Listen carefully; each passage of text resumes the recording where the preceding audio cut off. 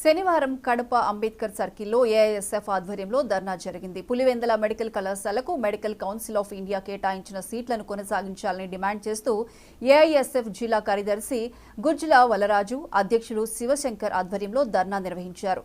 కడప జిల్లాలోని పులివెందుల ప్రభుత్వ మెడికల్ కళాశాలకు 50 ఎంబీబీఎస్ సీట్ల కేటాయింపు జరిగిందని ఏఐఎస్ఎఫ్ నాయకులు పేర్కొన్నారు. వైద్య విద్య కోసం ఇతర దేశాలకు వెళుతున్న విద్యార్థులకు ఎంతో ఉపయోగంగా ఉంటుందని విద్యార్థులు పేర్కొన్నారు.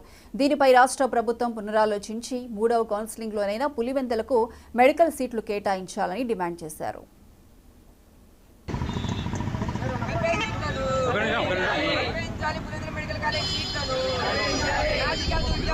చంద్రబాబు నాయుడు గారి ప్రభుత్వం లెటర్ రాసి పంపింది.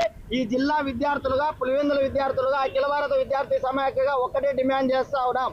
ఇవాళ రాష్ట్రంలో జిల్లాలో ఉన్నటువంటి యొక్క తల్లిదండ్రులు లక్షలాది రూపాయలు కోచింగ్ సెంటర్లకు వేలాది రూపాయలు పెట్టి ఇవాళ ఎంసెట్ నీట్ చెప్పి చదువుకుంటా ఉన్నారు. అలాంటి విద్యార్థుల జీవితాల్లో చీకటి రోజులు వచ్చాయని, మెడికల్ సీట్లు సంపాదించారని చెప్పి మేము ఆనందం వ్యక్తం చేస్తున్నటువంటి తరుణంలో ఇవాళ మెడికల్ కౌన్సిల్ సీట్లను తిరిగి పంపుతున్నటువంటి నేపథ్యం కనపడతా ఉంది. కాబట్టి చంద్రబాబు నాయుడు గారు మరొకసారి ఆలోచించాలి, విద్యాశాఖ మంత్రి గారు స్పందించాలి, అలాగే గవర్నీయులు వైద్య శాఖ మంత్రి గారు కూడా ఆలోచన చేయాలని చెప్పి ఈ సందర్భంగా తెలియజేస్తా ఉన్నాం.